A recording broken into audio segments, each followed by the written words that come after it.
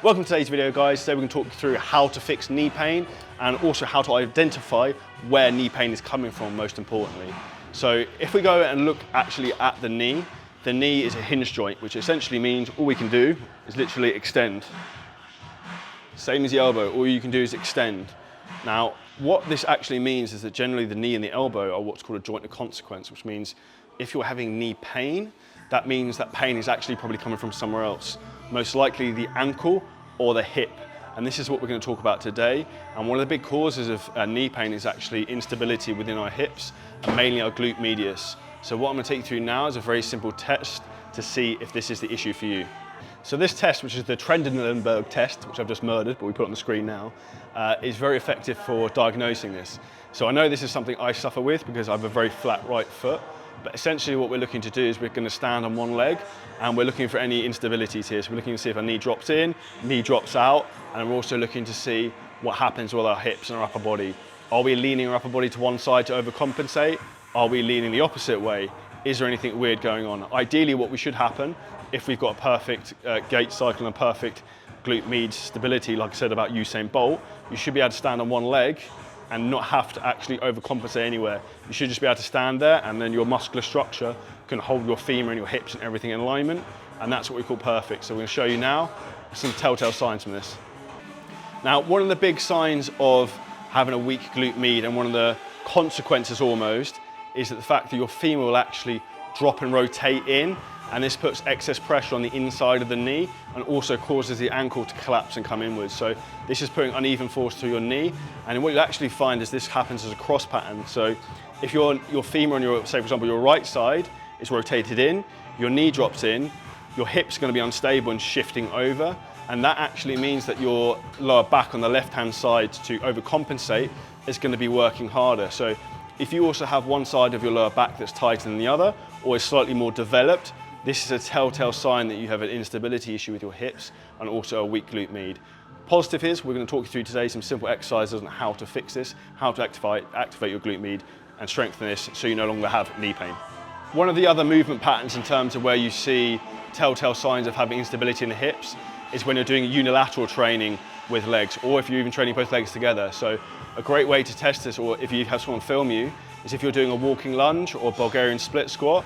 If your knee is dropping in or your knee's tracking all over the place, chances are you don't have a lot of stability within your hips.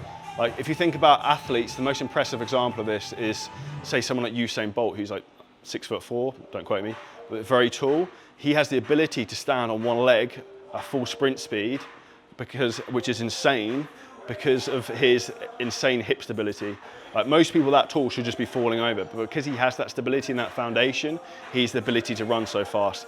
And that's his superpower. And this is one of the things we explained to you in this video, is how we can help you level up your hip stability, to level up your performance, to then level up your physique.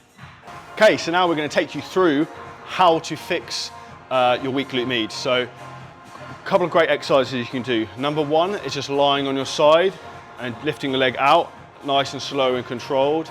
And you want to try and take the leg as high as you can and to keep the rest of your core really tight. Now this is just lying flat on your side.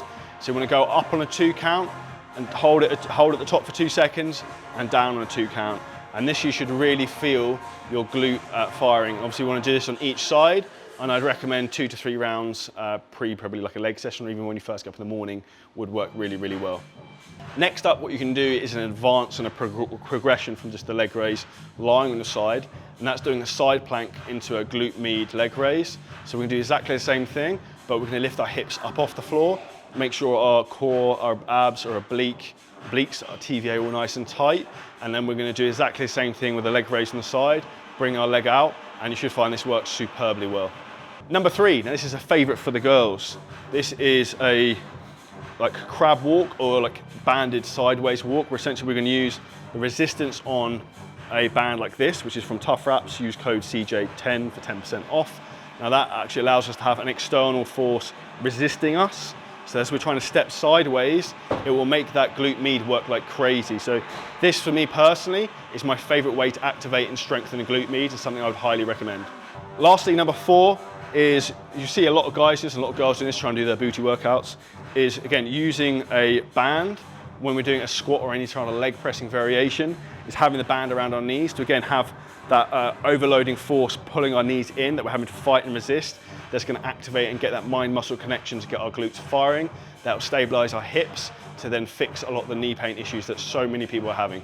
So these are 4 exercises to help you crush it in terms of your training, longevity, health, and wellness to make sure that you make the most of your life and you're not going to be one of those people who's crippled walking around in bits. So for me, like training, nutrition, everything's all about being healthy, feeling awesome, looking great, and being able to do this forever, which you should be able to do.